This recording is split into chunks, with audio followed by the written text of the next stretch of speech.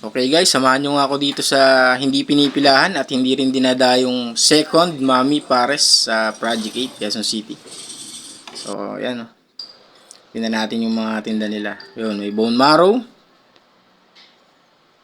Bone marrow, no? Etong isa naman. Yun, laman. Laman ng baka. At, ano to? Yun, yung bone marrow din, no? So, silipin natin yung kanilang napakalaking kaldero, ha. Yan nga pala yung in-order ko. Napakadaming laman, no, at nag-uumapaw rin sa taba.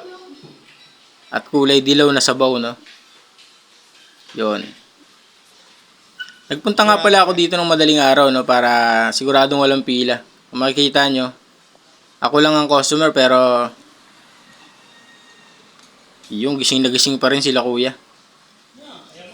Silipin uli natin yung kaldero niyan, punong-puno ng baka. Anyway guys, yung sabaw nga pala nila rito ay ano, no, parang merong butter. Kaya dilaw. So, parang may butter yung sabaw niya. At yung laman, no,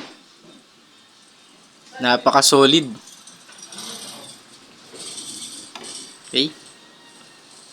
So, kung mapapadaan kayo dito sa Project 8, sa Road 8, Bahay Toro, Quezon City. Nandito lang yan. Sa bandang likod ng SM, okay? Yun. So, walang tao dyan. Madaling araw yan, guys. No? Silipin nyo na lang kung magkano yung presyo ng second Mami Pares. Ayan. Pinakita na natin.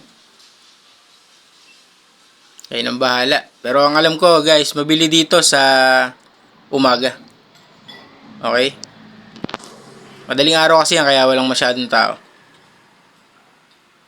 Kung mapapadaan kayo, daanan nyo na para matikman nyo na rin kung ano nga bang lasa ng buttered beef stew ng Project 8. Okay? So, ayan yung lugar.